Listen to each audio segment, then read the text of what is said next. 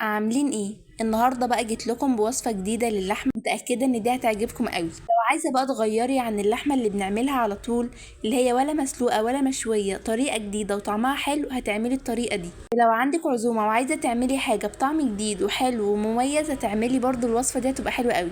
اللي هيدوقها من ايدك هينبهر من طعمها جدا، وهتطلع معاكي في الاخر دايبه وحلوه قوي. يلا بقى هستناكي تجربيها وترجعي تقولي لي رايك فيها. ومع دودو كلنا متعودين ان اكلتنا دي ما بتحلاش الا باللمه الحلوه. حلاها لمتنا، يا رب تعجبكم اكلتنا. معايا بقى هنا كيلو من اللحمه، وانا هنا جايبه لحمه عادي ومقطعاها بالشكل ده.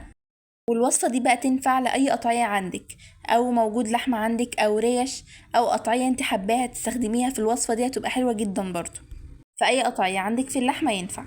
معايا هنا بقى 2 بصلاية كبيرة متقطعة، ولو انت عندك البصل صغير تضيفي 3 بصلات صغيرين هيوفوا بالغرض. و4 حبات من الطماطم. لو هنا بقى عندك الطماطم كبيرة تقدري ان انت تضيفي 3 بس، هيبقوا حلوين جدا برضو. وهنا البصل والطماطم على حسب الحجم اللي عندك استخدميهم. وهي دي بس اللي احنا هنعمل بيها اللحمة. نشوف بقى اللحمة هتتعمل ازاي. نجيب بقى الكبة ونحط فيها البصل الأول. ولازم هنا لما نيجي نفرم البصل يكون ناعم جدا، علشان نعرف دلوقتي هنعمل فيه ايه. هنبدأ ان احنا نقطع البصل بالشكل ده، وبعد كده نبدأ ان احنا نحطه في الكبة علشان نفرمه. وكمان بقى لو عايزة تستخدمي الخلاط في المرحلة دي تقدري ان انت تستخدميه، وهيطلع حلو جدا وهينعم معانا البصل جدا. نبدأ بقى نفرم الكلام ده كويس قوي لعند بقى لما ينعموا معانا قوي. نجيب بقى المصفى والحاجة اللي احنا هنتبل فيها اللحمة، وده شكل البصل بعد لما فرمته. ابدأ بقى ان انا اصفيه بالشكل ده. نبدأ بقى نفضي البصل في المصفى اللي عندنا، وهنا لازم نصفيه كويس قوي لان انا محتاجة المية بتاعته بس مش محتاجة التفل ده. بقى اهم حاجة ان انت تصفي البصل كويس قوي علشان تاخدي احلى نتيجة. وهنا بقى كنت قاعدة بوريكوا المية نزلت تحت ازاي. ولو عايزة بقى تسيبيه كده كله في بعضه وتحطيه عادي، بس في الاخر هيبقى شكله مش اللي هو. فالاحلى نصفيه لان هي نفس النتيجة. واهو بعد بقى لما صفيناه نسيبه بقى على جنب لعند لما نفرم الطماطم. نجيب برضو الطماطم ونقطعها بالشكل ده واحنا بنحطها في الكبة. وانا هنا بقطعها بالشكل ده علشان تسهل ان هي تتفرم في الكبة، وبرضه علشان تدينا نتيجة احلى وتنعم اكتر. وانا عايزة ان هي تكون ناعمة جدا في الاخر علشان اعرف اصفي منها المية كويس قوي. زي ما قلت تقدروا ان انتوا تفرموها في الخلاط. وبرضه لو الطماطم كبيرة عندك تقدري ان انت تضيفي 3 بس، هيبقى حلوين قوي. نفرم بقى الكلام ده كويس قوي. وده بقى بيكون شكلهم. نبدأ بقى ان احنا نصفيهم. هنا هنصفيهم برضو على البصل اللي كنا صفيناه دلوقتي. ولازم بقى تصفوها كويس قوي علشان دي السوائل اللي هتستوي بيها اللحمة. وبجد بقى التتبيلة دي من احلى التتبيلات اللي هتجربوها، وما بتاخدش وقت، وفي الاخر طعمها بيبقى حلو جدا. فدي لو عندك عزومة وعايزة تقدمي حاجة سهلة سريعة مختلفة طعمها حلو جدا، هتقدمي النوع ده هيبقى حلو قوي. وبجد الكل هينبهر من طعمها. وهنا بقى كنت بصفي الطماطم كويس قوي، ولازم هنا زي ما قلت نصفيها كويس. وبعد كده بقى نبدأ نقلب مية البصل مع مية الطماطم دي. والتوابل هنا عندنا بقى معلقة صغيرة من الفلفل الأسود، وكمان معلقة صغيرة من السكر. ولو عايزة تستبدلي مكان السكر عسل أبيض هيبقى حلو جدا. ننزل كمان بمعلقة صغيرة من الملح، ومعلقة صغيرة من بهارات اللحم. وبعد كده هننزل بشوية من الروزماري حبة قليلة، ولو مش عندك العيدان دي تقدري ان انت تستخدميه مجفف عادي جدا. نقلب بقى الكلام ده كويس قوي، وهي دي البهارات اللي هحتاجها. طبعا في اللحمة مش بنحب ان احنا نكتر بهارات قوي عشان يظهر طعم اللحمة حلو قوي. وبعد كده بقى هننزل بمعلقة كبيرة من الليمون، ومعلقتين كبار من الزيت. بعد كده بقى نقلب الكلام ده كويس قوي مع بعض.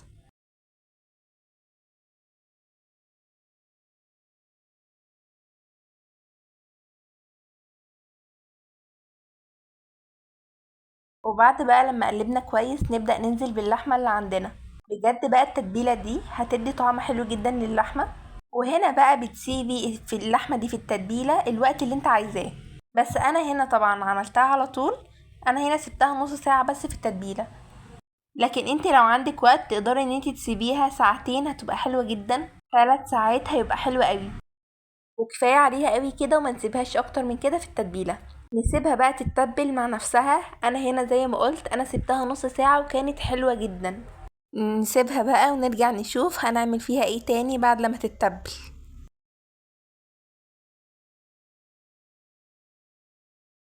وده بقى بيكون شكلها بعد لما سيبناها نص ساعة في التتبيلة.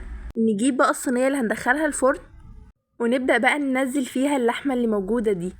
زي ما انتوا شايفين شكلها حلو جدا، اما بالكوا بقى طعمها خطير. نرص فيها بقى اللحمة دي، وهنا كل ما كان نوع اللحمة طري معانا وبيستوي بسرعة كل ما كانت النتيجة أحلى.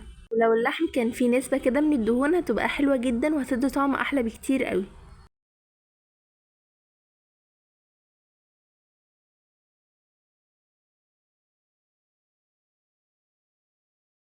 بعد بقى لما نرص اللحمة في الحلة نبدأ ننزل عليها التتبيلة دي، وطبعا هي كمان بتستوي في التتبيلة وبتبقى في الآخر حلوة قوي.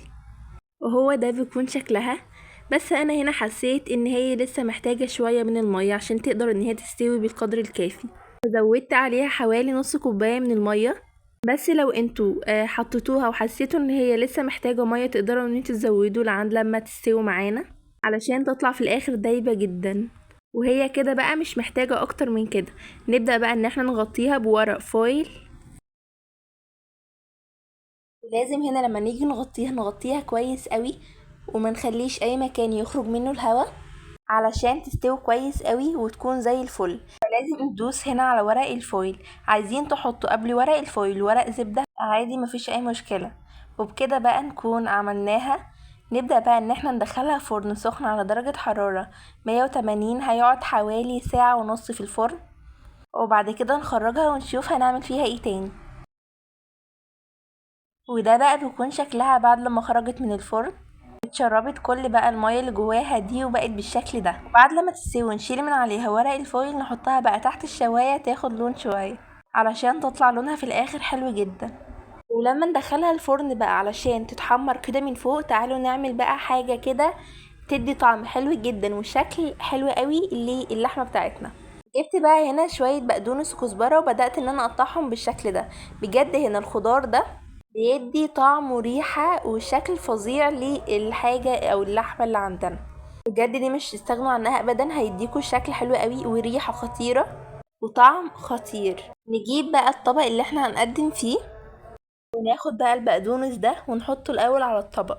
هيديله شكله هيديله طعم حلو جدا. واحنا بقى بنعمل الخطوات دي لما نيجي نحط اللحمة تحت الشواية علشان تاخد لون، نحط بقى البقدونس لعند لما نشوف بعد كده هنعمل فيه ايه تاني. وده بقى بيكون شكله في الطبق. نبدأ بقى نسيبه على جنب. وهنا بقى هي دي اللحمة بتاعتنا بعد لما اخدت اللون تحت الشواية. نسكت على كده؟ لا طبعا، نديها بقى طعم وريحة الفحم. نعمل ايه؟ هنجيب طبق كده معمول من الفويل اللي احنا عاملينه، وبعد كده نحط فيه حتة من الفحماية وحاجات بسيطة من الزيت. اول ما يبدأ يطلع الدخانة دي هنغطيه بقى بسرعة بورق فويل علشان تحكم الهواء اللي جوه ده او الطعم اللي جوه ده، علشان تطلع بجد في الاخر طعم وريحة الفحم. وبجد بقى دي بتفرق جدا في الاخر في الطعم. لو مش عايزة تعمليها تقدري ان انت تستغنى عنها بكل سهولة وبرضه هيبقى طعمها حلو قوي في الاخر. نسيبها بقى هنا شوية كده يعني 3 4 دقايق، وبعد كده نبدأ بقى ان احنا نشيل من عليها ورق الفويل. طبعا الخطوة دي بتتعمل قبل ما احنا نقدم الاكل على طول علشان يطلع سخن حلو قوي. هنا بدأت بقى ان انا اشيل ورق الفويل. شوفوا بقى الشكل حلو قوي والطعم والريحة خطيرة. ابدأ ان انا اشيل بقى اللي هي الفحماية دي وارص اللحمة بتاعتنا. طبعا هنرص اللحمة على الخضار اللي كنا عاملينه او الخضرة اللي كنا عاملينها دي اللي هي البقدونس والكزبرة. بجد وهي لسه سخنة كده وبتترص عليها من اول ما انتوا تحطوها هتشموا ريحة خطيرة. بدأت بقى ان انا احطها بالشكل ده.